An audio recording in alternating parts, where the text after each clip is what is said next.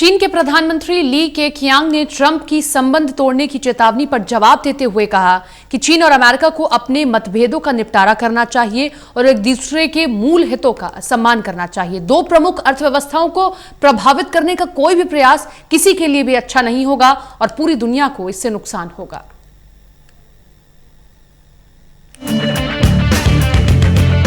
Corona virus को लेकर China और अमेरिका में लगातार तनातनी जारी है। अमेरिका शुरुआत से ही चीन पर कोरोना वायरस को दुनिया में इंजेक्ट करने का आरोप लगा रहा है, लेकिन चीन इस आरोप को हमेशा नकारता रहा।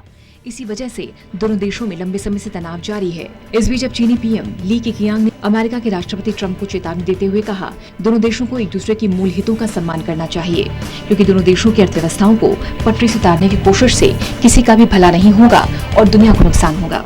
दरअसल चीनी पीएम का ये बयान ट्रंप की उस चेतावनी के बाद आया जिसमें ट्रंप ने कहा था कि दुनिया को दो बड़ी अर्थव्यवस्थाओं के बीच संबंध तोड़ देंगे, और अब ली केक्यांग ने स्वीकार किया है कि दोनों शीर्ष अर्थव्यवस्थाओं के बीच संबंध कठिन दौर से गुजर रहे हैं।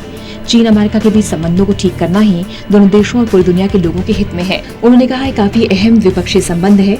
दोनों देश संयुक्त राष्ट्र सुरक्षा परिषद में स्थायी सदस्य हैं। कई क्षेत्रों में दोनों देश को एक दूसरे के साथ काम करना चाहिए और कर सकते हैं।